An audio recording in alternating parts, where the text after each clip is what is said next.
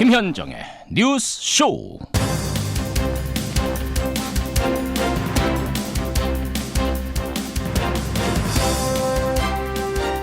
법관은 헌법과 법률에 의하여 그 양심에 따라 독립적으로 심판한다.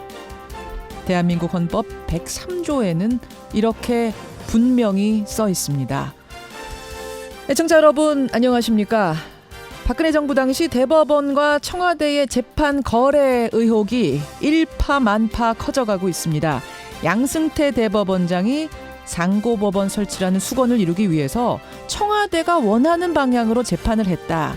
이런 의혹이죠. 아니 이를 뒷받침하는 문건까지 나왔으니까 이제는 의혹 그 이상이 됐습니다. 저는 이 상황들 보면서 이러니까 청와대가 법원을 무시하지, 이런 푸념이 나오더군요. 잘한 것 하나 없는 전직 대통령들이 재판을 정치적이라고 비난하면서 출석을 거부하고 판결을 부정하는 모습들, 어쩌면 법원이 자초한 일인지도 모르겠습니다. 지금 법원 내부에서는요, 너무도 치욕스럽다 이런 반응이 나오고 있는데요. 그 부끄러움이 셀프 면죄부로 이어지지 않고 그간의 병폐를 깨끗이 씻어내는 계기가 되기를 기대해보겠습니다. 화요일 아침 김현정의 뉴스쇼 출발합니다.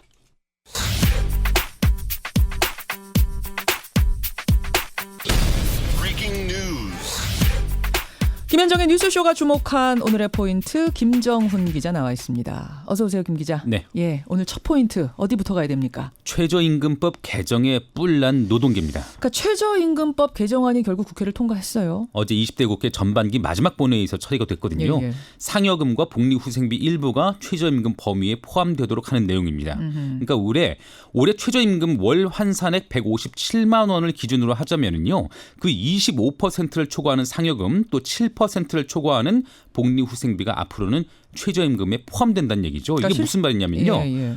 내 손으로 실제 들어오는 돈이 그만큼 줄어든다는 얘기입니다. 그렇게 되는 거죠. 이 때문에 국회에서도 정의당 등을 중심으로 반대 목소리가 터져 나왔는데, 네. 결국 재석 198명 가운데 찬성 160명, 반대 24명으로 가결됐습니다. 지금 거세게 반발하는 쪽은 노동계죠. 어제 법안 처리 직후에 한국노총은 최저임금위원회에서 위원들을 빼기로 했습니다. 이렇게 되면요, 내년도 최저임금 결정을 위한 심의가 파행이 불가피해지고요. 네. 노사정이 참여하는 사회적 대화기구도 제대로 운영될 수가 없게 되겠죠. 그러니까 민주노총뿐만 아니라 한국노총도 네. 우리 빠지겠다. 네. 민주노총은 어제 일부 조합원들이 이미 국회에서 항의 시위를 하다가 경찰과 충돌을 빚기도 했고요. 예. 더 나아가서 내일 중앙집행위원회를 여는데 아마 강도 높은 대정부 투쟁 계획이 결정될 것으로 보입니다. 대정부 투쟁이 시작된다. 예사롭지 않네요. 예, 후폭풍이. 다음 포인트 일단 보죠. 네, 투트랙 북미 대화의 본격화입니다. 판문점에서 또 싱가포르에서 두 갈래로 지금 북미 간 실무 접촉이 진행 중인 거잖아요. 네, 판문점에서는요, 성김 필리핀 주재 미국 대사, 또 최선희 북한 외무성 부상을 중심으로 북한의 비핵화, 그 구체적 방법, 또 보상에 대한 논의가 진행 중이죠. 예. 그제 접촉하고 어제 하루를 쉰 뒤에 오늘 다시 논의가 이어질 것으로 보이는데요. 긍정적으로 접근이 이루어지는 것으로 알려지고 있습니다. 싱가포르에서는요. 싱가포르에서는 의전과 경호 등을 논의하는 실무회담이죠. 예. 오늘부터 시작됩니다. 이를 위해서 조 헤이긴 백악관 부비서실장과 김정은 일가의 집사로 알려졌어요. 김창선 북한 국무위원회 부장 등이 싱가포르에 도착한 상태고요. 예. 또 트럼프와 김정은 두 정상의 회담 장소가 결국 어디냐를 두고도 관심인데, 그간 언급된 유명 호텔이 아니라 싱가포르 대통령 궁이 후보지로 떠오르고 있네요. 그래요. 그리고 북미 정상회담에 앞서서 트럼프 대통령하고 아베 총리가 만난다. 이 미일 정상회담을 먼저 하기로 했다는 또 이 소식도 들어와 있는데, 요것도 관전 포인트입니다. 네. 하나 더 보죠. 구속 심판대에선 변희재입니다. 보수 농객 변희재 씨 오늘 구속 갈림길에 섰군요. 네, 국정농단 사태 발단이 된 최순실 씨의 태블릿 PC 보도가 조작됐다, 이런 허위사실 유포한 혐의를 받고 있습니다. 그렇죠.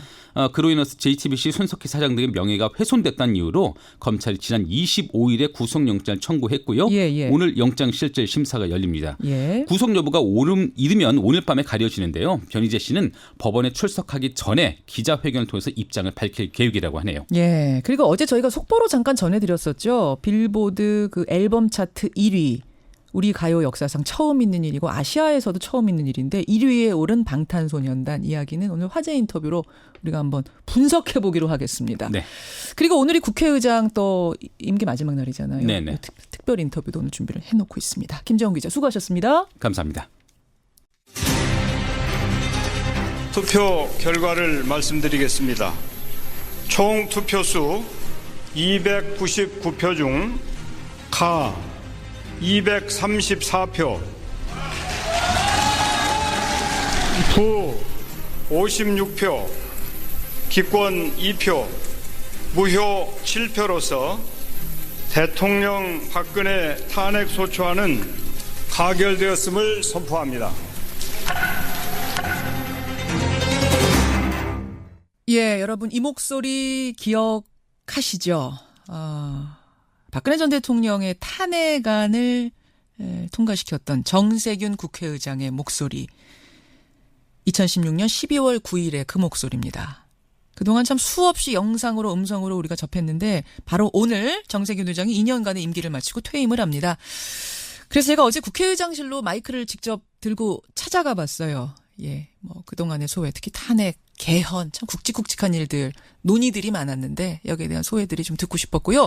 또 불체포 특권 뭐 이런 것들에 대한 국회의장의 생각은 어땠는지도 좀 궁금해서 제가 꼼꼼하게 짚어봤습니다. 자, 정세균 국회의장 만나러 국회의장실로 가보시죠. 정세균 의장님 안녕하세요. 네, 반갑습니다. 오늘이면은 의장실 비우시는 거예요? 그렇습니다. 예, 마지막 날입니다. 감회가 어떠세요? 보람도 있었지만 예. 많이 힘들었어요. 제가 재임하는 동안에 큰 일들이 많았죠. 이제 국민 여러분들께서도 걱정도 많이 하셨고 예. 만감이 교차한다고 할까요? 시원하냐 섭섭하냐 묻는 분들이 계신데 앞쪽이 더 큰 것 같아요. 시원 쪽이십니까? 그렇습니다. 아니 사실은 제가 퇴임 인터뷰를 많이 했어요, 여러분들. 근데 퇴임 인터뷰 한다 그러면은 막 자료를 뒤집니다. 이분이 계실 때 무슨 일이 있었지 이런 걸 찾게 되는데 우리 정세균 의장님은 찾을 필요가 없더라고요. 그냥 딱 하면 떠오르는 가장 큰 그 일. 그렇죠. 그 일. 예. 2016년 12월 9일의 그 일. 맞습니다. 지금도 생생하시죠? 정말 참담한 때였죠. 사실 어떻게 보면 국가의 명운이 걸려 있었고 그 당시에 얼마나 많은 시민들이 광화문 광장에서 또 지방에서 해외에서까지 안 된다. 이거 제대로 밝혀라라고 요구를 했지 않습니까? 예. 국회는 정말 무거운 짐을 지고 있었는데 예. 정파 간의 의석수를 보면 탄핵 가결이 쉽지 않은 그런 상황이었기 맞습니다. 때문에 예. 참으로 그 어려운 그런 의사봉을 쥐었다 이렇게 생각합니다. 그때 그러면서 너무 힘드셨던 거 맞아요. 근데 대통령 박근혜 탄핵 소추안은 가결되었음을 선포합니다. 탕탕탕 치시는데 사실은 예. 표정은 굉장히 담담하고 평온한 표정으로 보였는데 속은 좀 다르셨어요? 정말 참담했죠. 사실 그 탄핵은 무슨 좋은 탄핵이 있고 나쁜 탄핵이 있는 거 아니거든요. 그렇죠. 탄핵이 부결되었다면 엄청나게 더 큰 일이 일어날 수 있었겠죠. 이제 그래서 안도할 수는 있지만 그럼에도 불구하고 그 자체는 예. 불행한 일이었고 물론이죠. 다시는 이런 일이 되풀이되어서는 안 되겠다. 그래서 사실은 그때 제가 헌법 개정을 꼭 해야 되겠다고 하는 다짐을 하기도 했습니다. 그때 그 순간. 예, 그렇습니다. 그 전날 밤에 잠도 못 주무셨을 것 같아요. 정말 사실. 제가 원래 예. 잠꾸러기로 유명한 사람이거든요. 그러십니까? 그리고 아무 때나 누우면 바로 잠들고. 금방 잠이 들고 예. 뭐 커피 한 사발을 마셔도 문제가 없는 사람인데 예. 그날은 자다가 깨다를 반복하는 고심의 하룻밤이었죠.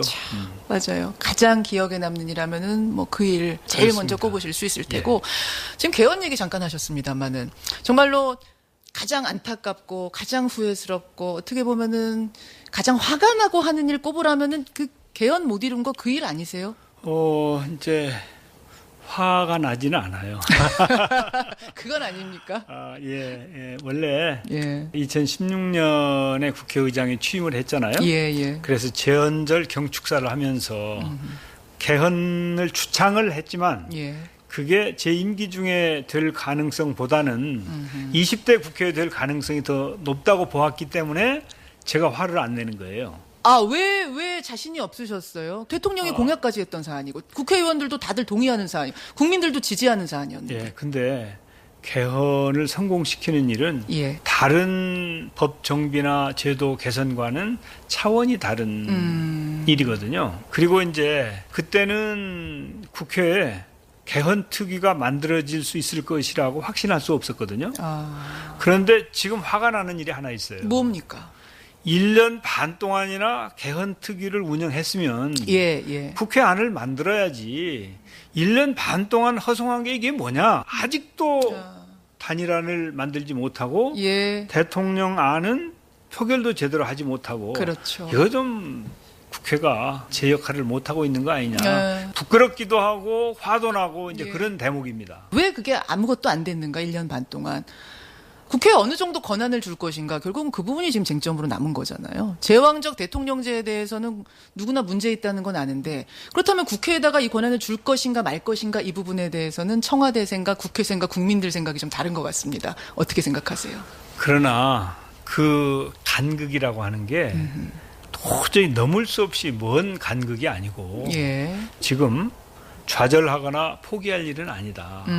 예. 이제야말로 각 정파의 지도자들은 결단을 하자. 원래 이게 6월 30일까지가 개헌 특위가 만료일이에요. 그렇군요. 가능하면 6월 30일까지 합의안을 도출해보자. 아. 그러면 이제 금년 연내에 개헌이 가능하거든요. 그렇죠. 예. 만에 하나 이게 안 되더라도 20대 국회 임기 전에 개헌이 성사될 수 있도록 그렇게 해야 된다. 아. 국민적인 관점에서 예. 서로가 한 발씩 양보하면서 국회에 단일안을 만들어내는 것이 그게 책임 있는 정치 지도자의 자세이고 역할이다. 저는 그렇게 봅니다. 그게 말씀은 참 이상적인데 그게 정말로 될까요? 현실성 있다고 보세요? 국민들께서 예. 혼을 내주셔야죠. 어떻게 혼을 내셔야 됩니까? 이제 정치인들이 제일 무서워하는 게 뭔지 아시죠? 뭔가요? 선거입니까? 예. 표죠, 표. 그렇죠. 시시비비를 잘 가리셔서 예. 혼을 내주셔야 돼요. 그래가지고 정말 국가의 백년지 대계인 개헌이 많은 국민들이 찬성하고 있고 예. 또 거의 뭐 열에 9명의 국회의원들이 개헌해야 된다고 생각하고 있으면 거기까지는 다 동의하잖아요. 그러면 구슬을 꿰야죠. 꿰야죠. 예? 이것은 좋은 정치인들이 할 태도가 아니라고 봐요. 그러면 새로운 국회의장 이제 오실 텐데 그분의 가장 큰 사명도 결국은 20대 국회 내에 이 개헌 통과시키는 문제. 예, 저는 그렇게 봅니다. 이거 성사시키는 문제. 예. 이게 가장 큰 과제라고 보시는 그렇습니다. 거예요. 예. 알겠습니다. 세비 반납하셨어요, 의장님? 그나저나? 했습니다. 하셨어요, 결국은? 예. 외롭게 했죠. 혼자 하셨어요? 예. 사실은 저는 세비 반납 약속을 하셨는데 보통은 약속하고 다들 안 지키시잖아요. 국회의장님도 그냥 약속만 하고 안 지키신 줄 알았는데 하셨군요. 이제 앞으로 우리 의원들이 만약에 정치적으로 어떤 문제가 있다 하더라도 예. 그 문제로 싸울 건 싸우면서 일은 하는 국회. 그렇지 않으면 그래 우리 의원들도 예. 세비 반납해야 될지도 모른다.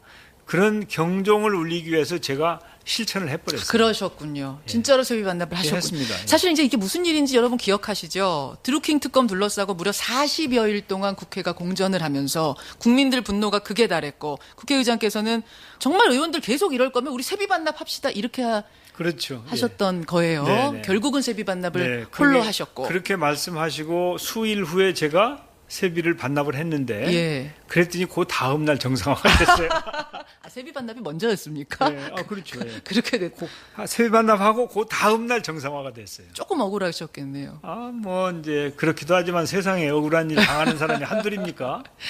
아니 그때 정말 돌이켜 보면 국민들이 세비 반납 정도가 아니라 국회 해산하라고 국민청원이 올라갔을 정도예요. 지금도 그런 걱정하시는 국민들이 많아요. 어떤 심정이셨어요? 국회를 이끄는 분으로서. 이제 부끄럽기 짝이 없었고 여기는 진짜 화가 났어요. 진짜로. 야, 우리 국회 이러면 안 되는데 예. 얼마나 더 국민들로부터 버림을 받으려고 이러는가. 얼마나 버림받으려고 이러는가. 예, 극약 처방을 한 거예요. 이거 아니면 안 되겠다라는 예, 생각이 드셨어요. 그렇습니다. 아니 정말 국민들은 지금도 국회 해산을 말씀하고 계실 정도예요. 근데 그런 와중에 가까스로 국회는 정상화가 됐습니다만 자유한국당의 염동열, 홍문종 의원에 대한 네. 체포 동의안은 부결이 됐습니다. 그렇죠. 여기서 또 한번 국민들이 크게 분노하셨어요.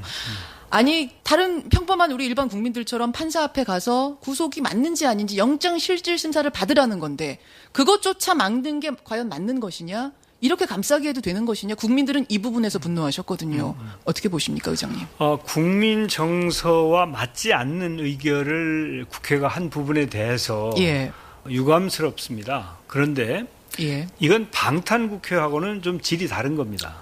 지금 방탄국회라고들 다들 비난하시는데 그렇게 생각하진 않으세요? 그렇습니다. 이제 원래 방탄국회라고 하는 것은 체포 동의안이 국회에 도달했음을 본회의에서 보고를 하고 72시간 내에 의결이 되지 않으면 자동적으로 부결된 것으로 간주하는 사라져버리는 거죠. 그 조항이 있었거든요. 그런데 그것을 제가 국회의원 특권 내려놓기 추진위원회를 통해서 이 법을 고쳤잖아요. 그러셨죠. 그래서 72시간 내에 의결 절차를 밟지 못하더라도 다음 첫 번째 본회의에서 의결을 하도록 되어 있는 것이거든요. 맞습니다. 그러니까 원래 의미의 방탄국회는 없어진 것인데 이번에는 국민들의 기대와 다른 의결을 결정을 의원들이 한 것이죠. 그렇죠. 그래도 그 의결 절차조차 없애던 방탄국회는 이제 없어진 것이다.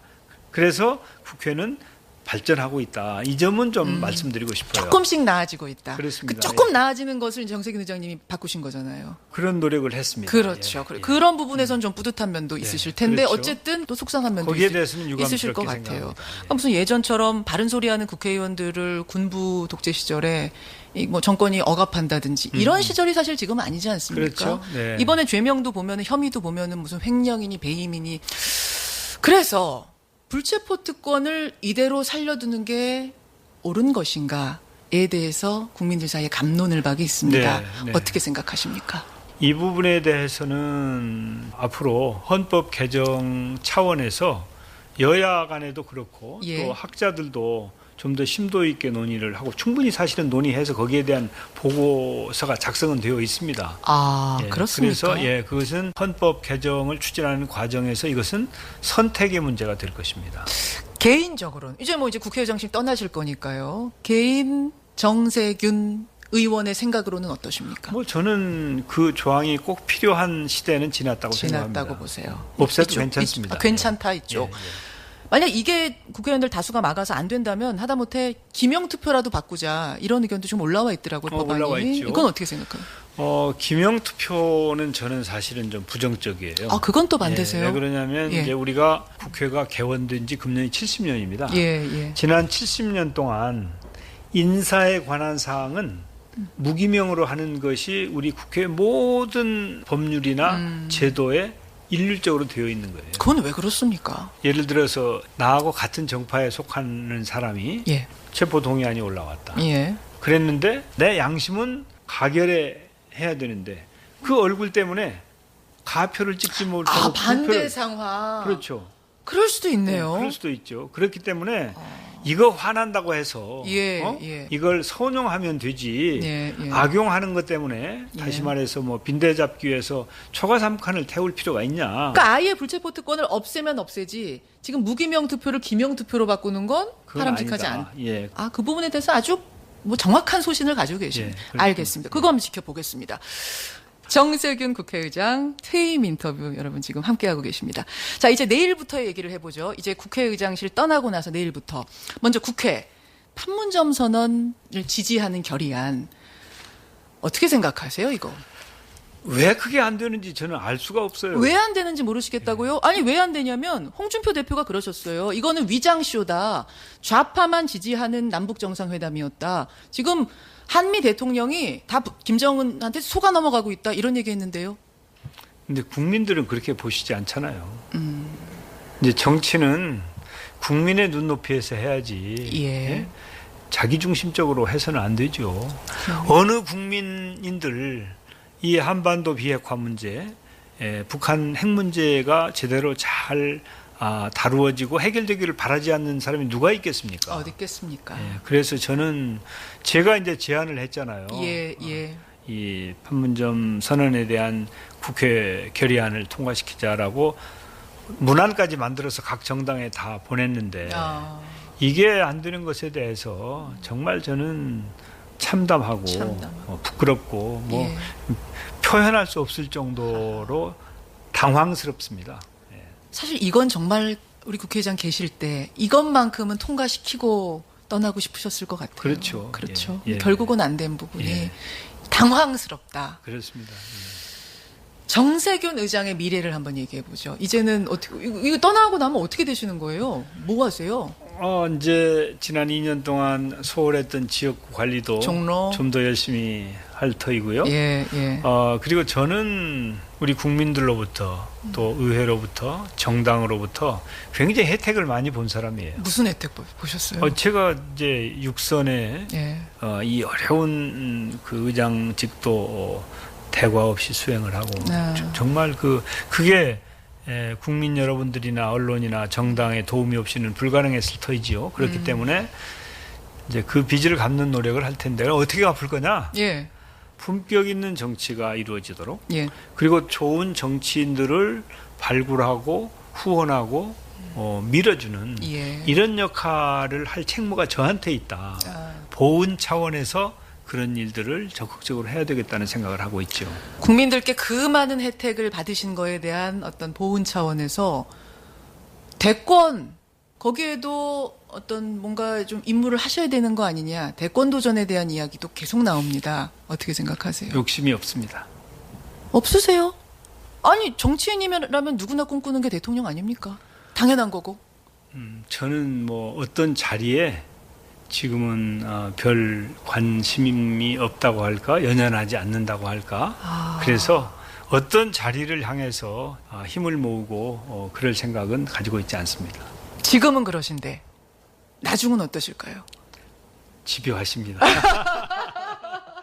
아니라고 말씀은 안 하시네요. 의장님. 뭐 하여튼 아닙니다. 알겠습니다. 예. 정치인의 품격, 우리 국회의 품격을 이제 의장직은 떠나시지만 계속 하셔야 될 숙제가 많으실 것 같습니다. 그렇습니다. 예, 예. 스스로에게 점수를 주신다면? 그래도 후하게 줄 수 있다고 생각해요. 왜냐하면 스스로에게 부끄러운 일은 하지 않으려고 예. 많은 노력을 했고 예. 또 많은 분들의 도움을 받아서 그래도 어렵고 힘든 일들도 잘 감당을 했으니까 예. 그랬으면은 그래도 평균 이상은 된다 그렇게 생각합니다. A. 국민이 A를 주셔야 제가 줘가지고 뭐 하겠습니까? 제가 드리겠습니다.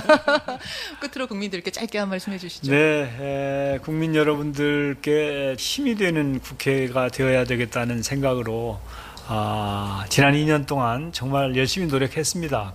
이유가 어땠든지 간에 아직도 우리 국회가 국민들 기대에 부응하지 못하는 점에 대해서 정말 송구스럽게 생각합니다. 그러나 우리 정치는 저는 희망이 있다고 생각을 합니다. 그리고 많은 의원들이 좀 더 잘해야 되겠다고 하는 그런 결심들을 하고 있기 때문에 예. 국민 여러분들께서는 우리 정치에 대해서 관심도 가져주시고 또 좋은 정치인들은 후원도 해주시고 밀어주시고 또 그렇지 않고 혼내야 될 경우에는 정말 호되게 회초리를 들어주시면 우리 정치가 많이 좋아질 것이라고 확신합니다. 저도 그런 좋은 정치가 우리 대한민국에서 국민들의 사랑을 받을 수 있도록 앞으로도 더욱 노력하겠습니다. 정말 감사했습니다. 오늘 감사드리고요. 그동안 정말 고생 많이 하셨습니다. 감사합니다. 고맙습니다. 네, 고맙습니다. 예, 정세균 국회의장이었습니다. 정세균 의장에 대한 칭찬 격려 문자도 많이 들어왔습니다만 국회에 대한 가장 아픈 문자 하나 있죠. 여진호님. 국민의 개헌안 통과 바람을 저버린 국회. 일반 회사로 치면 모조리 해고 대상이었습니다. 입으로 갑니다.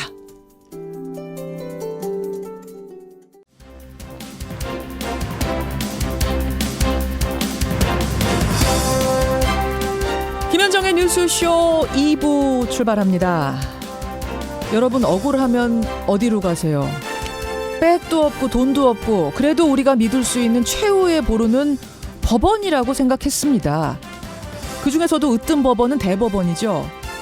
그런데 대법원이 청와대와 딜을 했다. 이건 있을 수가 없는 일입니다. 그런데 법원 행정처 PC를 뒤지다 보니 그런 파일들이 나온 겁니다. 그 딜, 그 거래의 대상 중 하나로 쓰여 있던 게 바로 KTX 여승무원 해고 무효 소송이었습니다. 예, 이 재판이 청와대와 딜의 대상으로 쓰여져 있던 건데요. 오늘 첫 순서 KTX 여승무원들 연결을 해보죠. 오늘은 뉴스닥이 원래 준비가 된 날인데 스페셜 에디션으로 준비를 해봤습니다. 이제 16일 앞으로 다가온 6.13 지방선거 본격적인 선거운동들이 지금 시작되고 있는데요. 각 당은 어떻게 준비를 하고 있는지, 지금 판을 어떻게 읽고 있는지, 이번 6.13 선거의 의미를 어떻게 보고 있는지, 여당과 제1야당, 오늘 많은 분들을 다 모실 수가 없어서 이제 두 분을 모시고 얘기를 좀 나눠보겠습니다. 오늘 청취자들이 도와주셔야 돼요. 여러분들이 각 당의 날카로운 질문들 지금부터 좀 보내주십시오. 그리고 앞서 예고드린 대로 방탄소년단 빌보드 차트 1위라는 정말 역사를 썼습니다. 이거는 우리나라에서도 처음 있는 일이지만 아시아에서도 처음 있는 일입니다. 방탄소년단이 어떻게 빌보드를 접수하게 됐는지 이것도 한번 분석을 해보죠. 50원에 담은 100원의 장문 유료 문자 샵 1212 카톡 레인보우까지 열어놓고 출발합니다. 일명 판사 블랙리스트 의혹으로 시작된 대법원의 특별조사. 특별조사단이요, 세 번째 조사 결과를 발표했는데 판사 블랙리스트 외에 또 다른 문제가 드러나서 지금 큰 논란이죠. 대법원의 법원 행정처가 청와대가 관심 갖고 있는 재판들을 빌미로 삼아서 대법원의 민원을 해결하려 했다. 이른바 재판 거래를 했다는 정황이 담긴 문건을 찾아낸 겁니다. 이 재판 거래의 대상이 됐던 당사자들, 지금 이 거래로 인해서 운명이 바뀌었습니다. 분노가 짐작이 되는데요. 그 피해자들 가운데 한 사람을 직접 만나보죠. KTX 해고 승무원 해고 무효 소송에서 패소를 결국 했죠. 전 KTX 승무원 김승하 지부장 연결해 보겠습니다. 김승하 지부장님 안녕하세요. 네, 안녕하세요. 벌써 12년이에요, 해고가 된 지? 네, 12년이 넘었습니다. 네. 그때 총 몇 명이 해고됐었죠? 그 당시 280명이 총 해고됐고요. 네. 280. 어떻게 지내세요, 그분들? 지금까지 12년이 넘는 세월이 흘렀기 때문에 많은 분들이 더 이상 싸우지 못하고 이걸 포기하시고 지금까지 남아있는 친구들은 33명입니다. 아직도 33명은 남아있어요? 네, 네. 지금도 농성을 하고 있어요? 네, 지금도 24일부터 지금 천막 농성 이어가고 있는데 25일 날 그 다음 날 바로 그 소식 듣게 됐죠. 그러니까 그때 25세 만약 취직을 했다 치면 지금 그분들이 37이 됐다는 얘기잖아요. 그렇죠. 이제 다 30 중반 후반 이제 됐죠. 25이 37이 되는 12년의 세월이 흘렀습니다. 그래서 우리도 사실은 이 문제를 좀 잊고 있었습니다. 그러다가 사법부 특조단의 이번 발표로 인해서 KTX 해고 승무원들 문제가 다시 수면 위로 올라온 거예요. 그러니까 우리 승무원들을 모집할 때 약속하고는 달리 회사가 해고에 나섰고, 그러자 승무원들이 집단 고용을 요구하면서 파업을 했고, 그러다 정리해고가 된 거죠. 비슷한데요. KTX 승무원을 모집한다고 해서 이상하게 철도청으로 우리는 들어갔다고 생각했는데 홍익회라는 자회사 직원들이 자꾸 보이니까 저 사람들 뭐냐 했더니 지금은 철도청이라서 공무원 티오가 없다. 내년이 되면 철도 공사화가 되면은 너희들 직접 고용 정규직화 할 것이다라는 얘기를 듣고 저희는 들어갔어요. 그런데 불구하고 이제 시간이 지나니까 언제 그랬냐는 듯이 그런 적 없다. 우리 너네 계약서 썼느냐. 이런 식으로 얘기를 하는 거죠. 그 말이 양쪽이 엇갈리면서 결국은 이제 재판정으로 간 겁니다. 해고 무효 소송을 간 거였는데 1심, 2심에서는 승무원 측이 이겼죠. 네. 승무원들이 철도공사 직원이 맞다라는 근로자 지위 확인을 해 주셨어요. 그래요. 저도 그때 인터뷰를 막 했던 게 기억이 나요. 1심, 2심에서 승소를 하고 월급까지 받고 다시 일하고 그러지 않았어요?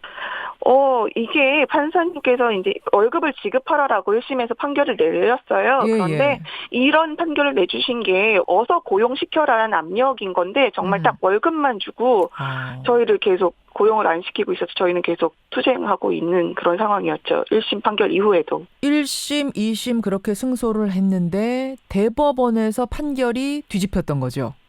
정말 너무 어이가 없었던 게 1심과 2심 판결이 너무나 완벽했고 저희가 다른 노동사건과 다르게 엄청 그 증거가 많습니다. 그런데 대법원 판결에선 그 모든 증거들을 다 무시하고 안전 업무를 당연히 승무원이 함에도 불구하고 이것은 일회사항에 불과하고 비중도 크지 않다 그러면서 안전 업무가 승무원의 업무가 아니다라고 거기다 써놔요. 그러니까 안전 업무는 직접 고용해서 하지만 승객 서비스는 네. 우리가 분리해가지고 위탁 맡겼는데 승무원들이 그렇죠. 하는 일은 승객 서비스 아니냐. 안전 업무는 네. 아니다. 이렇게 판결이 난 거였던 네. 거죠. 네. 사실 1심, 2심 판사님들도 그게 말이 안 된다. 본인도 내가 KTX 타봤는데 안 그렇더라라고 승무원도 안전 업무 말씀하셨는데 하더라. 그 일반인의 상식으로도 이해가 가지 않는 판결을 내렸다는 것 자체가 이 대법원에서 나왔다는 게 믿겨지지가 않았죠. 자, 그런데 이제 와서 알고 보니 그 뒤에 대법원과 청와대 사이에 은밀한 거래가 있었을 수도 있다는 어떤 정황을 보여주는 문건이 나온 겁니다.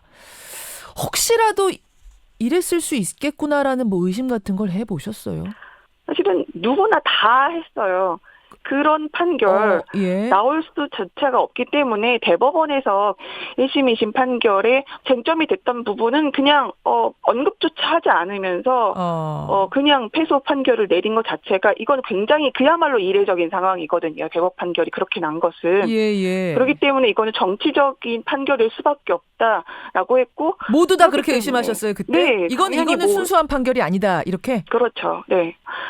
예, 알겠습니다. 지금 제가요, 이 특조단이 찾아낸 문건을 좀 읽어드려 볼게요. 2015년 11월 19일 법원행정처 임종헌 차장이 작성한 문건 이렇게 돼 있는데 대법원이 당시에 상고법원 설립을 추진하고 있었습니다. 그러려면 청와대가 도와줘야 돼. 거기다 힘을 실어줘야 돼요.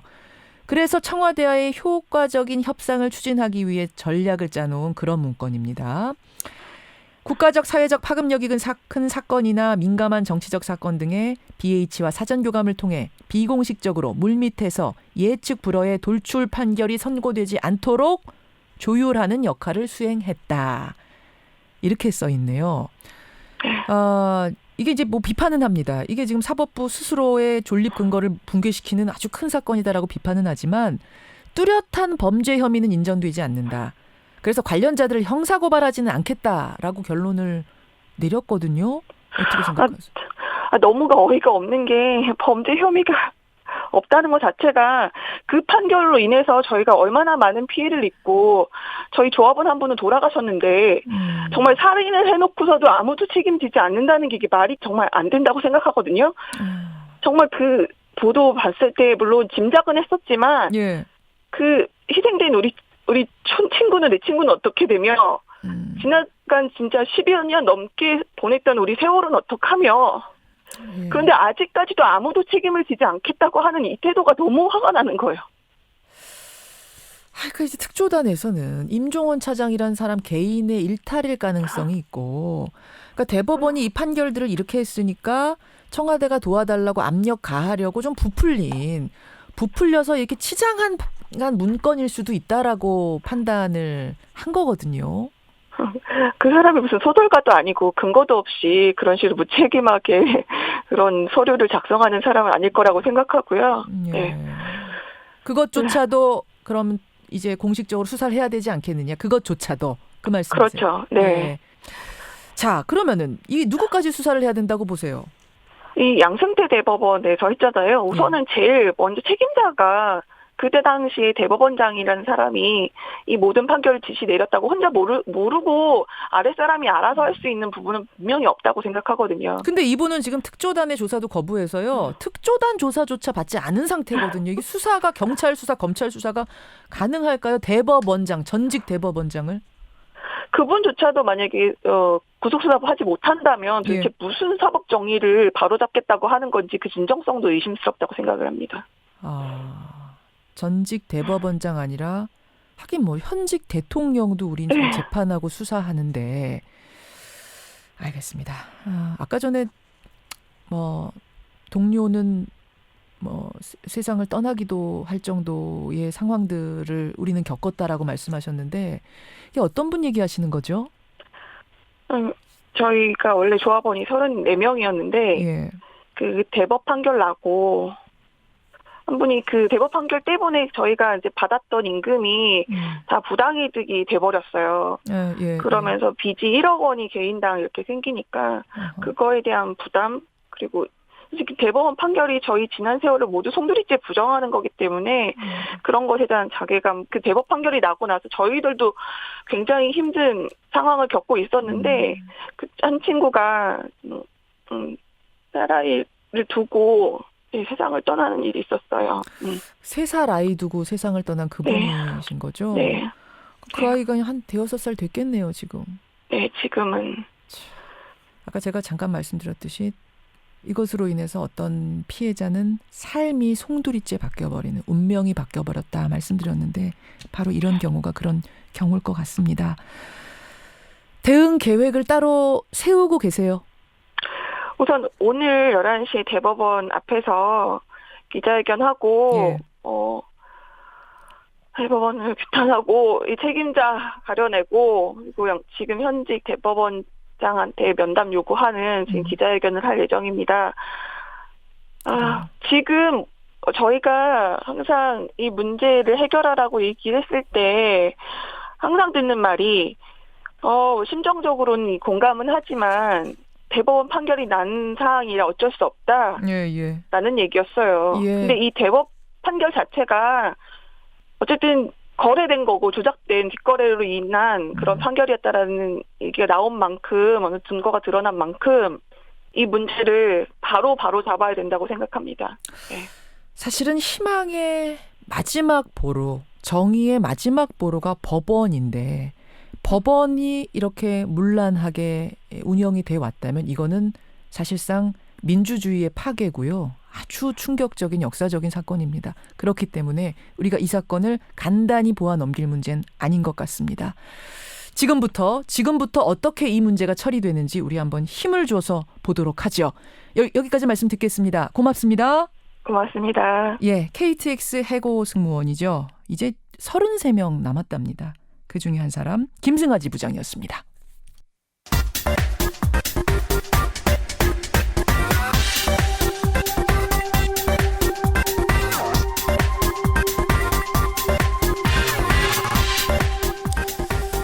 예, 이번에는 지방선거 얘기를 좀 해보겠습니다. 6.13 지방선거 벌써 2주 앞으로 바짝 다가왔습니다. 지난주에 후보 등록 마감이 됐고요. 이제 본격적인 선거운동이 시작이 될 텐데 문재인 정부 중간평가 성격을 띠고 있는 데다가 또 12곳의 국회의원 재보궐선거까지 함께 진행이 되고 있어서요. 이번 선거 상당히 무게감이 있는 선거입니다. 그래서 오늘은요. 화요일의 코너 뉴스닥의 선거용 버전, 선거용 에디션을 준비했습니다. 여당과 제1야당 두 당의 의원을 모시고 6.13 선거 얘기를 좀 나눠보죠. 먼저 뉴스닥의 패널이시죠. 민주당 박용진 의원 나오셨습니다. 어서 오십시오. 안녕하세요. 서울 강북구 출신 박용진입니다. 오늘도 빠짐없이 지역구 홍보. 제1야당 자유한국당에서는요. 당 대변인이시죠. 정태욱 의원 나오셨습니다. 어서 오십시오. 예, 안녕하십니까. 오랜만입니다. 그 특집 때 한번 나오시고 오늘 그러니까 명절에 작년인가 그럴 그렇습니다. 거예요. 아유 고맙습니다. 사실은 굉장히들 다들 바쁘시더라고요, 의원님들이.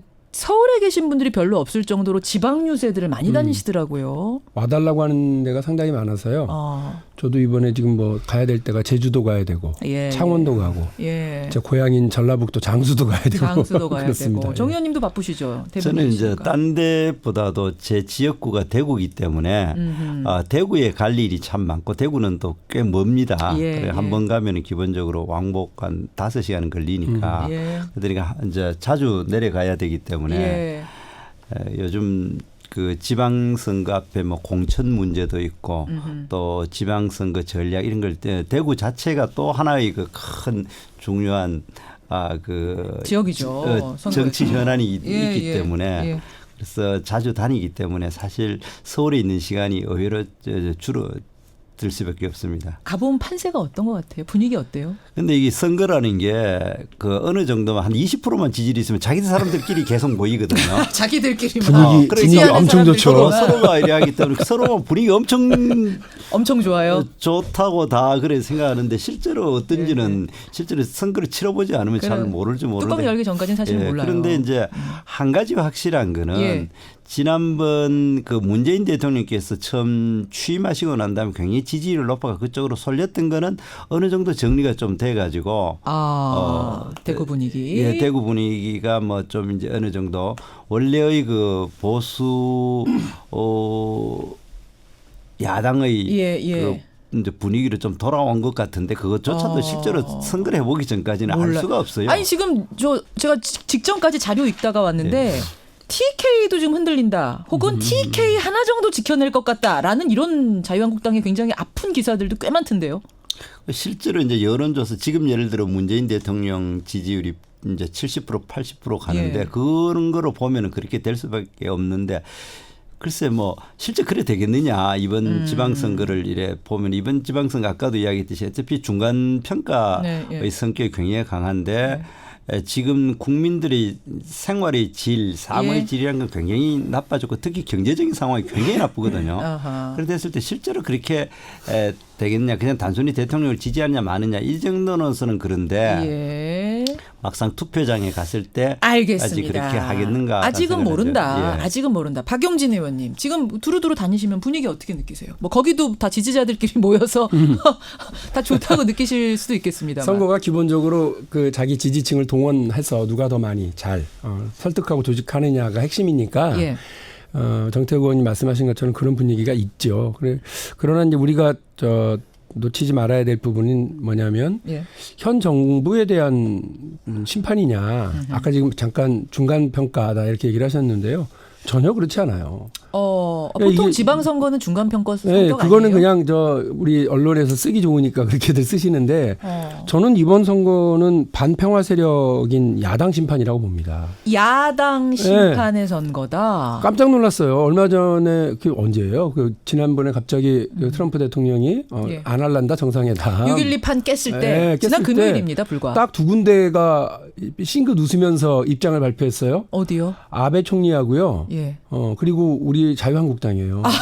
저는 깜짝 놀랐어요. 정태욱 대변인님 웃으셨어요 그때? 그때 그 김성태 원내대표 발언 제가 정확하게 기억하는데 평양냉면 맛에 취해서 여기에 평화 위장쇼에 뭐 놀아나더니 이게 뭐냐 뭐 이런 식이었어요. 그러니까 국민들은 화들짝 놀래고 가슴 철렁하고 있는 상황에 어떻게 대한민국의 제1야당이 이렇게 아이고야 고소하다 이런 식의 논평을 내고 입장들을 내는지 그 김진태 의원이랑 다른 평의원들 낸 것들 보면 내가 이럴 줄 알았다 했어요.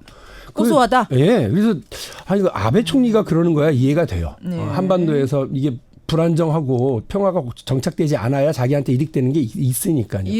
그런데 우리 제1야당이 이래서는 안 되는데라고 하는 느낌이 있어서 저는 아니다. 이번에 우리 국민들이 정권에 대한 어떤 중간평가라는 성격보다는 오히려 제1야당이 자기들한테 불리한데도 불구하고 계속 그 남북 평화 문제를 자기들의 선거 전략으로 끌고 가더라고요. 한국당 심판의 의미가 오히려 더 짙을 그래서 저는 것이다. 국민들이 아마 거기에 대해서 아주 단호하실 거라고 생각합니다. 정 의원님이 지금 손을 번쩍 드셨어요. 민주당 입장에서는 그렇게 하고 싶겠죠. 그런데 실제로 지역에 가면은 경제적인 이슈가 상당히 크고 밑바닥에 아주 저변에 많이 깔려 있습니다. 그러니까 이번에 실제로 어느 그 여론조사에 의하면은 지난 1년 동안 당신의 삶이 이제 좋아졌느냐 하면은 뭐 50%가 나빠졌다. 좋아졌다는 게 11.8%. 삶의 질. 경제적인 이제 경제적인 짐이 그렇고 구체적인 통계에서도 실업률이 4.5%인가 그 IMF 이후로 가장 높아졌고 또 청년 실업률은 24%라 그러지 않습니까? 근데 실업률 4.5% 뭐 청년 체감 실업률 그 24%인데 그 중에도 일 같지 않는 허드렛 일 하는 사람들이 있지 않습니까? 그리고 실업률 중에는 취업 준비생 같은 경우는 통계에 들어가지 않거든요. 예. 그래 되면 그런 거를 보면 실제 우리나라 실업률은 제가 보기에 한 10%를 훨씬 넘는다고 저는. 그러니까 아까 허드렛 일이라고 하신 거는 그러니까 불안정한 고용인 예, 그렇죠. 그런 예를 들어 이제 거죠? 단기 아르바이트를 예, 예. 한다라든지 예. 지금 저 실업률 통계 내는 거는 전부 다 뭐 일주일에 1시간만 일해도 다 그 예, 취업자로 되고 예. 그다음 내가 취업 준비를 한다라든지 이래도 예. 그 실업자 통계에서 빠지고 이래 그렇지 전체적으로 봤을 때 실질적으로 이게 통계로 이야기하지 않고 예. 실제로 지역에 보면 굉장히 경제적으로 어렵고 거기에 대한 문제점이 많은데 그런 의미에서 여당 심판이 될 거다. 여당 심판 특히 경제적인 면에서. 경제적인 심판이 될 거다 그렇게 생각합니다. 그럼 잠깐 그 얘기는 어떻게 생각하세요? 그 드루킹이 아니라 누군가 트럼프가 비슷하다. 죄송합니다. 그 문제는 트럼프가 6.12 판 깼을 때 예. 그때 한국당이 정말 싱긋 웃으신 거예요? 약간 아니 그런 거야. 이제 예. 그 박용진 의원님께서는 이제 그렇게 야당을 평가했지만 우리 자유한국당의 기본적인 입장은 이제 한반도의 긴장을 완화하고 북핵 폐기를 해서 대화하는 거는 찬성을 합니다. 그렇기 때문에 우리가 다시 판문점 그 회의한 것에 대해서 그 절차적인 상황에서 상당히 문제점이 있지만 그래도 기본적으로 그 바람직하다 그런 입장입니다. 다만 우리가 이번 그 북핵 폐기에 대해서 남북 그 정상회담이 하는 것에 대해서는 두 가지 문제점을 지적합니다. 첫 번째로는 지금 북핵 폐기를 하는데 이래 초점이 맞춰져야 되는데 오히려 지금은 북핵 폐기는 미국하고 북한의 문제로 치부하고 남북 화해라는 이름으로 너무 남북 상생 여기에 너무 이제 치우쳐져 가지고 오히려 투트랙으로 동시에 가는 거 아니에요? 동시에 가는데 실제로 지난번에 판문점 1차 회담 선언에 보면은 예. 북핵 폐기에 대해서는 한반도 비핵화락하는 애매모호한 말로 7번째 제일 끄트머리하고 나머지는 전부 다 남한하고 북한하고 사이좋게 지내자 이렇게 하는 거 위주로 지금 가고 있기 때문에 그것이 너무 거기에만 방점 찍는 거 아니냐 염려된다. 뭐 남북이 이제 같이 지내는 것까지는 좋은데 그것이 지금 현재 우리 나라의 그 대한민국의 안보를 책임지는 가장 중요한 체제 그러니까 그 주한미군 철수라든가 정전 체제를 흔드는 이런 것으로 될까봐 굉장히 우려하고 있다 이런 점이 하나 있습니다. 예. 아니, 자, 박 의원님. 제가 답답한 건 그거예요. 제가 왜 자유한국당을 답답하다 그러느냐면 우리 정태욱 의원님처럼 이렇게 그 깊은 해안을 가지고 계시면 이 사람들아 문제는 경제야 이렇게 하고 가야죠. 남북 평화 문제와 관련해서 그래도 우리 국민들의 기본 상식에 기반해서 이렇게 바라보고 잘 되길 기원하고 이렇게 그 원마이크를 해줘야죠. 대통령 중심으로 움직여줘야죠. 우리 민족 전체의 일이고 우리 국민 전체의 일인데. 그런데 여기에도 정쟁으로 간단 말이에요. 정쟁으로 그러니까 간다. 지금 정태욱 의원님처럼 아이고 경제 문제가 어려운데 오케이 잘 됐어. 정부 여당이 책임을 물어야지. 이런 분들의 목소리는 온데간데 없고요. 홍준표, 김진태 그리고 그 김성태 이분들의 이게 말이 참 못됐어요. 그래서 국민들부터 상처 입으세요. 뭐 위장쇼니, 뭐 좌파만 지지하니 아니, 무슨 이런 뭐 거요? 평양 냉면 맛에 취해서 뭐 평양 위장쇼니 이렇게 공범이니 얘기하는 거 이런 거요? 정말 기분 나쁘고요. 우리 국민들이 다 같이 평양 냉면 맛에 취한 거고 우리 국민들이 다 같이 평화 위장쇼에 속은 사람이 돼버리잖아요. 자, 여기에 대해서는 정 대변인께서 뭐 대변인이시니까 한마디 하셔야겠네요. 그 말씀을 하신 분은 아닙니다만. 이제 그렇게 뭐 상대방 당 지도부를 그렇게 사잡아 이야기하는 건 그렇게 바람직하지 않다. 하신 말씀을 그냥 늘어났어요. 싸잡는 건 아니에요. 그러니까 그 바람직하지 않고 다만 우리가 이런 거는 있습니다. 이번 그 남북 1차 회담이든 2차 회담이 가능하게 된 원인이 뭐냐 이래 봤을 때에 북핵 폐기로 해서 국제적인 제재와 압박에 중국조차 동참하는 것 때문에 사실 1차 그 남북 정상회담이 이루어졌고 2차 정상회담도 그 트럼프 대통령이 이 북미 회담을 안 한다 이렇게 북한을 강력하게 압박을 하니까 가능했거든요. 그런데도 불구하고 북한은 이번에 풍계리 핵 실험장 그 취재하는 남한 기자들을 뭐 오게 했다가 말았다 했다 이렇게 갖고 노는 모습에 갖고 노는 모습에 우리 문재인 대통령이 거기 또 그냥 갖고 놀이켜지는 모습을 우리가 많이 보는 거예요. 아, 우리가 갖고 놀림을 당했다고. 그렇죠. 그러니까 중국까지 가가지고 안 되니까 또 뭡니까 한국으로 돌아와가지고 하실 말씀 있습니다. 이런 모습에서 굉장히 잠깐만 10초만 씁쓸함을 정태욱 의원님이 말씀이 길어요. 그러니까 잘 조절하셔요. 제가 시간 보면서 조절하고 있습니다. 예. 그래요. 그런 모습이 굉장히 염려스럽다. 바람직하지 않다. 그리고 한국 국민들의 자존심을 상하게 하고 있다. 자존심 문제다. 자존심 문제다. 박 의원님. 아니 그러면 김정은하고 북한 정권에다가 항의를 하셔야지 왜 우리한테 그래요. 이게 좀 문제가 뭐냐면 자유한국당은 모든 걸 다 정쟁으로 말아가려고 그러는 거예요. 이게 되게 잘못된 태도거든요. 그러니까 저는 경제 문제와 관련해서든 그러니까 내치의 문제와 관련해서는 정쟁이 있을 수 있어요. 야당이 여당 공격해도 마땅하다고 봐요. 그런 문제에서 서로 논쟁해야죠. 그런데 가령 우리가 남북 정상회담 하잖아요. 혹은 또 뭐 트럼프가 그 6월 12일 날로 북미 간의 정상회담을 잡아놨어요. 그랬더니 뭐라고 그래요. 얼마나 가서 매달렸으면 6월 12일 날 선거 전날 했겠냐. 이게 당대표 홍준표 대표의 워딩이에요. 그러니까 모든 일을 선거로만 말아서 가려고 그러고 모든 것을 정쟁으로만 말아가려고 그러니까 국익에 대한 문제는 실종되고 그러니까 한반도 평화 문제도 실종됩니다. 제가 그래서 드리는 충고는 뭐냐면 정쟁할 걸 가지고 정쟁을 해야지 이 평화 문제를 가지고 한반도 문제를 가지고서 정쟁을 하니까 자기들에게도 야당에게도 유리하지 않고 국민들이 오히려 부글부글 한다는 거예요. 제가 그 말씀을 드리는 거예요. 청취자 2754님의 질문을 제가 한번 드려볼게요. 그러니까 그래서 판문점 선언 지지 결의안 결국 국회에서 통과 안 됐죠. 정 의원님. 근데 어쨌든 큰 대의는 우리 잘 살자는 거니까 한반도가 같이 평화롭게 이 지지 선언은 좀 같이 해주면 안 되겠느냐 이런 질문이 지금 꽤 많이 들어오거든요.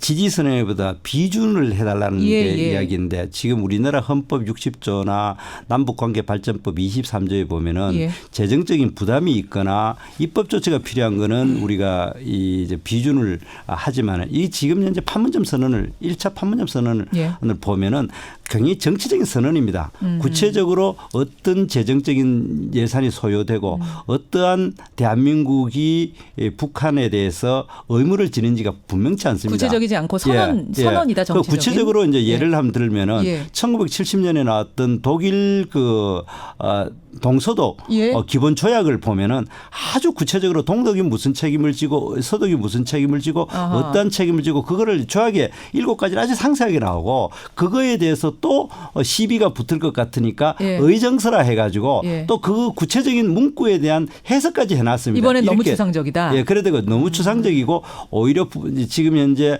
구체적으로 비준의 대상 자체가 불분명하다는 게 첫 번째 이유고 또 두 번째 정치적으로 봤을 때에 북한이 저렇게 이번에 그 남한 기자 오라 가라 뭐 이렇게 자꾸 떼쓰고 지멋대로 하고 약속을 잘 안 지키는 것이 이제까지 수십 년 동안 북한의 관행인데 남한만 오히려 그 정치적인 이 비준을 해놔놓으면은 억제는 역할을 하고 있고 그래서 우리가 실제로 남북 대화를 하는 가장 중요한 포인트는 북핵 폐기를 하자. 알겠습니다. 그러니까 북핵 알겠습니다. 포기에 초점을 맞춰가지고 이해하셨어요, 박 의원님. 이래서 비준은 어렵다.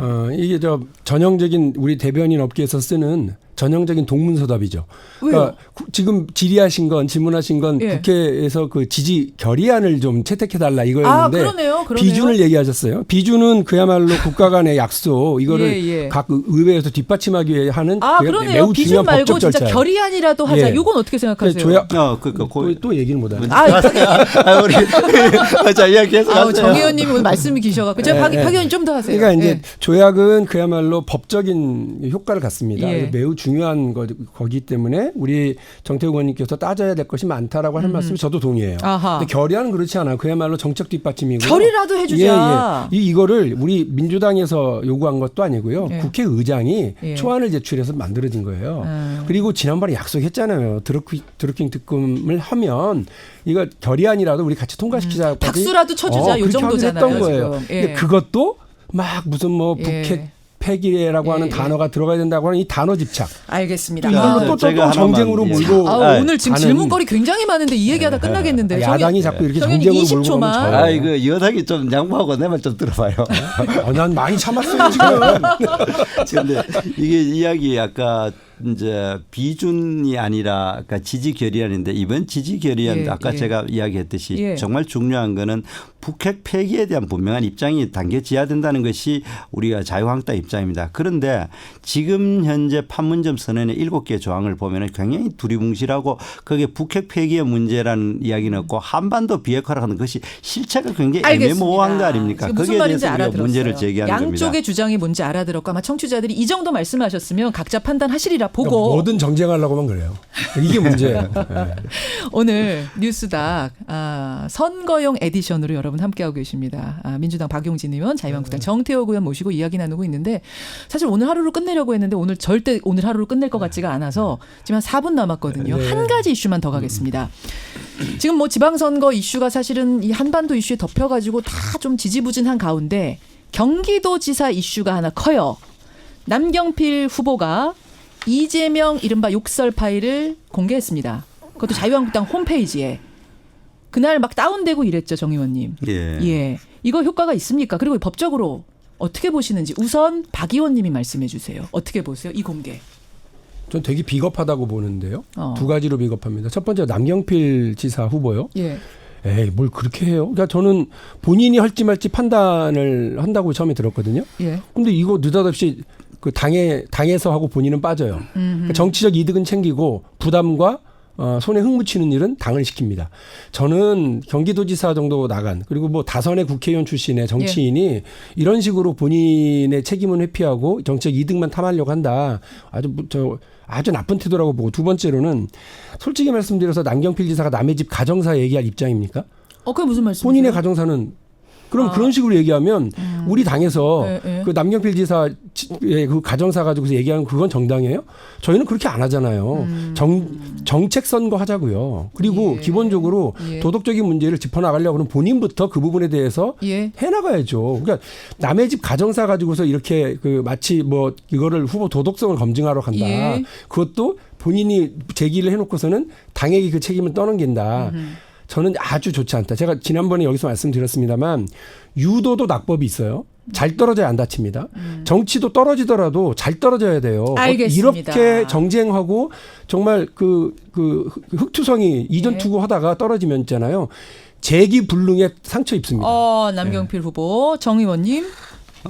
이재명 그 후보의 그 파일을 들어보면은 정말 인격적인 문제 굉장히 있는 사람입니다. 가정사 문제를 넘어선다? 예, 넘어서고 그리고 또 이 선거에 있어가지고 이것이 유불리가 될지 사실 이것이 유리할지 불리할지 난 잘 모르겠는데 이거는 공익을 위해서 그 정도 파일은 보통 사람이 한번 들어봐야 된다는 것이 제 생각입니다. 공익이다? 예, 공익이고. 그리고 아까 그 법을 이야기했는데 뭐 법 문제를 떠나가지고 실제 그 도지사 같이 저렇게 중요한 자리에 있는 거는 정책적인 능력이나 뭐 그런 것도 중요하지만은 그 사람의 인격에 관한 문제도 우리가 심도 있게 알리는 것이 중요합니다. 그리고 아까 우리 박용진 의원이 그럼 상대방 뭐 지는 깨끗하냐? 그러면 그걸 같이 공개를 해가지고 이야기를 같이 하는 공개해라. 나무 본 것도 깔 거 있으면 깔아. 뭐 이야기하는 게 뭐 있지 않습니까? 그 아들 문제라든지 뭐 이런 본인의 그 결혼 문제, 이제 이혼했는 문제 이런 문제들 같이 하는 그런 것이 다 선거에서는 중요 이슈가 되는 건데 그거를 왜 저 하지 말자 그럽니까? 그러니까 그거는 선거라는 거는 정책적인 것도 중요하고 비전도 중요하지만 그 사람의 전 인격적인 측면인데 저는 이재명 후보의 그 파일을 보면 이 사람은 저 인격 파탄자라는 느낌까지 들 정도로 아주 문제가 있다. 지금 굉장히 거친 단어 나와서 인격 파탄 후보다. 이거는 박 의원님이 한마디 하시고 가셔야 될 것 같아요. 자유한국당이 원하는 선거가 그런 겁니까? 자유한국당이 원하는 정치라는 게 그런 거예요?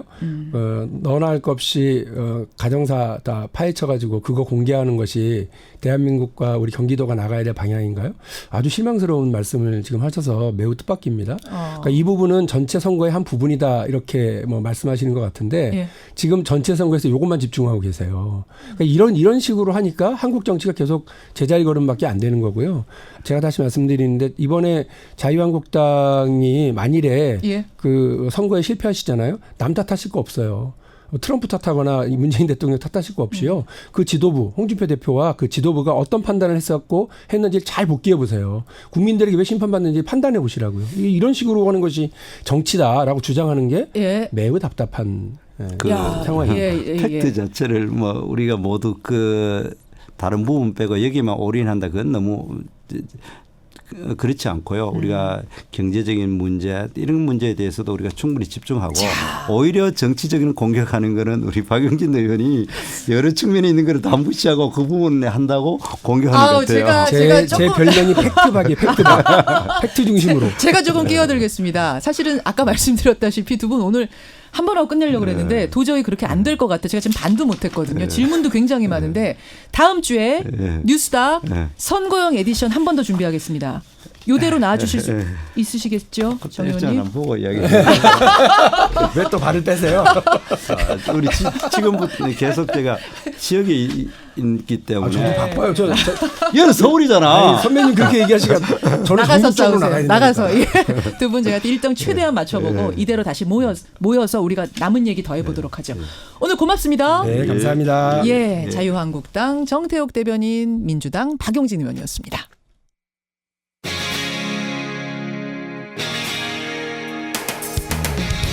여러분께서는 지금 CBS 라디오 김현정의 뉴스쇼를 함께하고 계십니다.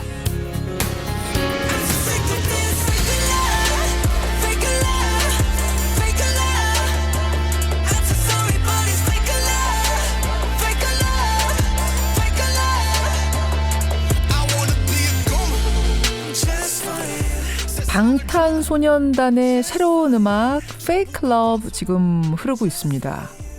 방탄소년단이요. 지난주에 정규 3집 앨범 Love Yourself 전 Tear라는 앨범을 냈는데 이 노래가 나오자마자 빌보드 메인 앨범 차트 1위에 올랐답니다.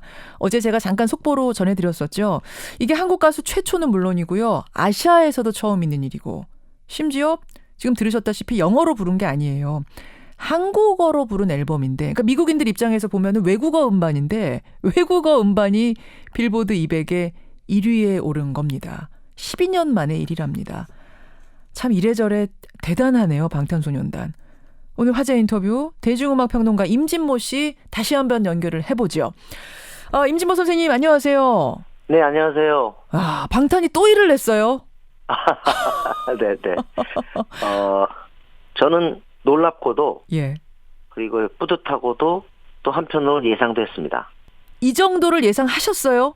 예. 왜냐면 지난번에 앨범을 냈잖아요. 냈죠. 지금 말씀하신 그 앨범 차트 7위에 올라갔단 말이에요. 그래서 다음에는 더 성적이 좋겠구나 라는 생각을 했었고 그 사이에 아메리칸 뮤직 어워드에 출연하고 빌보드 뮤직 어워드에 이번에 상도 받고 또 퍼포먼스하고 또 수많은 그 미국 내 텔레비전 프로그램에 출연하면서 인지도에 어마어마한 상승을 꾀했습니다. 그래서 그 다음에 나온 앨범은 더 성적이 좋을 거다라고 생각을 했어요. 그런데 막상 빌보드 앨범 차트 1위라는 소식을 듣고 보니까 이거 사실 신기원인 거예요. 그렇죠. 그것도 빌보드의 앨범은 사실은 싱글하고 다르게 좀 아티스트적 그런 느낌이 강한 그런 차트거든요. 아까 싱글 차트가 빌보드 100 차트가 있고 그렇습니다. 이건 이제 앨범 차트인데 앨범 그렇죠. 차트는 또 더 다른 의미가 있는 거군요. 한 곡이 아니라 여러 곡이 있는 그 앨범이 겨루는 차트란 말이죠. 그렇죠. 팝 음악계의 전설들 있잖아요. 뭐 예를 들면 엘비스 프레슬리, 비틀즈, 뭐 롤링스톤스, U2 이런 사람들이 전부 빌보드 앨범 차트 1위 한 거예요. 야, 이제 와 닿네요. 그러니까 비틀즈, 롤링스톤즈, U2 이런 사람들이 다 지나갔던 마이클 잭슨 이런 사람들이 지나갔던 그 자리. 한마디로 해서 우리가 알고 있는 사람은 음악적으로 인정받은 사람은 앨범 차트 1위를 찍는 거예요. 야, 그러니까 저는 이게 지금 더 신기한 게 뭐냐면 지금 방탄소년단은 그냥 우리말로 부른 우리 아이돌 그룹인 거예요. 그래서 더 자랑스럽고요. 어떻게 보면 이 길은 싸이가 터졌죠. 싸이가 강남스타일 우리나라 말로 해서 빌보드 싱글 차트 2위를 질주했어요. 그때는 이제 싱글 차트 1위는 아니고 2위까지 찍었던 거죠. 2위까지 찍었는데 그건 어마어마한 거고요. 그때도 강남스타일이 그 육갑이라는 앨범이 있었는데 육갑은 빌보드 앨범 차트에서 지금 BTS 같은 건 성과를 내지 못했어요. 그렇죠. 앨범 차트에서는. 그러니까 지금 이게 빌보드라는 상징성 때문에도 엄청난 가치를 지니고요. 이 친구들이 이제는 미국 시장에서 어엿한 아티스트로 성장했구나 하는 것을 말해주는 겁니다. 아니 선생님, 근데 지난번에 저희랑 1년 전에 인터뷰하셨을 때도 뭐라고 하셨냐면 방탄소년단의 인기 비결은 칼군무다. 직접 네네. 그 무대에서 노래하고 춤추는 걸 보면 입이 떡 벌어진다 이러셨잖아요. 네, 맞습니다. 네네. 근데 실은 네. 원더걸스나 소녀시대나 뭐 샤이니, 엑소 다 멋진 퍼포먼스를 보여주고 세계 시장에서 통했던 그룹 아닙니까? 아이돌 그룹? 그럼 만약에 자 그런 점에서 차별화를 한다면 예. 그 방탄소년단은 뭐가 달라냐? SNS에 엄청난 정도의 그 열과 성을 다했어요. 그래서 SNS. 이 방시혁 씨가 첫 마디가 되잖아요. 방탄 인기 비결의 1등 공신은 SNS다. 아니 SNS를 도대체 어떻게 하면은 그게 이렇게 통할 수가 있어요? 그걸 통해서 계속 일단 방탄의 소식을 전하고 그다음에 신곡을 올리고 하면서 전 해외에 방탄의 이미지를 엄청나게 그 확산시킨 거예요. 그러니까 페이스북, 인스타그램, 뭐 트위터 네네. 이런 걸 다 통해. 이 노력이 아주 진득했고요. 예. 또 하나는 뭐냐면 해외 공연이나 어떤 무대를 거의 닥치는 대로 했어요. 거의 닥치는 대로. 시간이 되는 대로 하면서 제가 얘기한 칼군무, 그 칼군무, 뭐 지민 춤추는 거 보세요. 사실은 인간이 아니에요. 인간이 아니에요. 그러니까 진짜 잘하긴 하더라고요. 네, 그걸 보면요 눈물이 흐른대요. 아니 임진모 씨가 눈물이 흐른다라고 할 정도니까 여러분 어느 정도인지 감이 잡히시죠. 그리고요 텔레비전에서 보는 거하고는 상대가 안 돼요. 그러니까 그 상대가 안 되는 현장에서의 퍼포먼스를 닥치는 대로 세계를 돌아다니면서 다 보여줬다는 거잖아요. 되는 데까지. 그렇죠. 특히 미국 시장에 이렇게 악센트를 두면서 SN을 통해서 이미 팬들을 확보했는데 공연을 통해서 그 확인 사살을 한 거죠. 쉽게 말하면. 그래서 이제 팬층을 갖다 계속 확산시켜 나간 거예요. 알겠습니다. 그게 통한 겁니다. 그러니까 우리 아이돌 참 뭐 잘 됐다. 해외에서 인정받는다는 얘기를 사실 오래전부터 들었는데 이 정도로까지 방탄이 된 이유는 터진 이유는 바로 그 부분에서의 차이. 또 하나는 방탄소년단의 개개인의 캐릭터가 좋아요. 아 그래요? 어떤데요 캐릭터가? 김연경 앵커 우리 7명 다 이름 다 외웠어요? 저는 이제는 돼요. 아, 이젠 돼요? 이제 돼요. 아유, 그래도 엄청 성장하셨네. 아유, 저 무지 노력했습니다. 저도 1년 걸렸어요. 1년. 우리 10대들하고 얘기하려면 돼야 되더라고요, 그게. 네, 음악적으로 RM, 그 리더 RM하고 슈가나 제이홉, 정국 이런 친구들의 그 작사 작곡 능력이 있고 뭐 너무 잘하는 게 많은데 또 하나가 뭐냐면 이 시대의 감성을 담는다는 거예요. 특히 젊은 사람들의. 이 시대의 감성이 뭡니까? 청년들이 지금 숨쉬기가 좀 벅차요. 많이 벅차죠. 취업 안 되죠. 꿈 가지라는데 이거 꿈 고문이죠. 희망 고문이죠. 응? 근데 그런 것들을 참 잘 담아요. 고민보다 고도 그렇고 지난번에 마이크 드롭도 그렇고 이번에도 낙원에서 너무 이제 벌써 인구에 회자됐죠. 꿈이 없어도 괜찮아. 꿈이 없어도 괜찮아. 이건 어떻게 보면 지금을 사는 젊은이들에게 거대한 위로라고 생각되거든요. 낙원이라는 거 알겠습니다. 네네. 사실 저는 지금 방탄이 앨범 1등 찍었잖아요. 찍었죠. 이것과 함께 가야어야 될 게 싱글에서 두각을 나타내야 돼요. 곡, 단일곡. 그러니까 지금 페이크 러브가 탑10에 들어갔다. 한 2, 3주 버텼다. 그럼 이건 현상이에요. RM도 어느 인터뷰에서 그렇게 얘기했던 것 같은데요. 핫백에 그 10위권 안에 들어가고 싶다. 그러면 이제 방탄소년단은 미국 접수한 겁니다. 접수한 겁니다. 지금은 이제 접수 문턱까지 간 겁니까, 그럼? 아, 그럼요. 지금도 접수인데 진정한 접수. 아, 기대해 보겠습니다. 저는 뭐 안 될 것 같지 않아요. 될 것 같아요. 싱글곡으로도. 그러니까 왜냐면 방탄은 끊임없이 노력을 해왔어요. 정말 우리 피땀 눈물이라는 노래 있잖아요. 피땀 눈물의 결정체예요. 그렇게 했기 때문에 그리고 미국에 와서도 그 힘든 와중에서도 TV 프로그램 다 출연하면서 제가 볼 땐 방탄은 이번 새 앨범을 통해서 인지도를 갖다 완전히 견고하게 구축했기 때문에 전망이 밝습니다. 접수했네요. 뭐 듣고 보니까 접수한 건데요 이미. 뭐 생각하기에 따라서 그렇죠. 근데 저는 욕심이 많아서 진정한 접수하려면 싱글 차트에서 또 분발해야 된다 이거죠. 알겠습니다. 방탄소년단. 빌보드 앨범 차트 200에서 1위라는 정말 대기록을 세워서요. 우리 다시 한번 오늘 언급을 하지 않을 수가 없었네요. 내친 김에 뭐 그래미 어워드 꿈도 있다고 그러던데 이것도 꿔볼 만한 꿈인 거죠? 그럼요.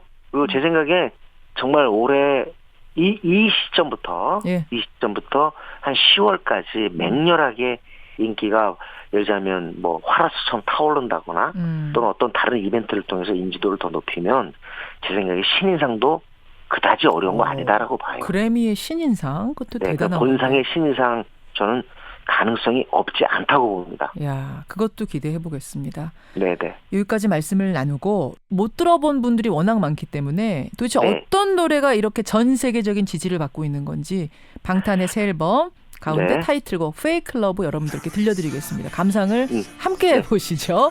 네, 김 선생님 고맙습니다. 네, 네, 감사합니다. 예, 대중음악평론가 임진모 씨였습니다.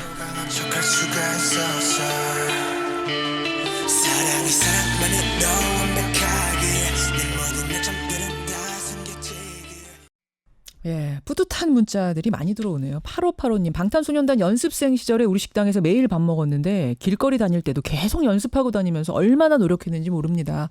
그 노력의 결과라고 생각한다 하셨고요. 여러분들이 지금 환호성 지르면서 강영석, 박소연님 등등 많은 분들이 보내주고 계세요.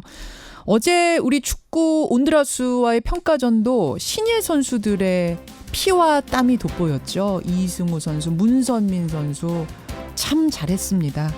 거기도 기대를 해보고요. KTX 승무원들 인터뷰 들으시면서 많은 분들이 또 함께 우셨네요. 김기영님, 12년 버틴 그분들 보면서 별난 독종이다 생각했던 저를 벌하고 싶습니다. 눈물이 납니다. 최선미님은 이분 승무원이셨네요. 예. 그동안 결혼하고 아가 낳고 하면서도 제대로 자신을 밝히지 못했던 것 아픕니다. 이러면서 문자 보내주셨어요. 힘내십시오. 저는 내일 아침 다시 돌아오겠습니다. 고맙습니다.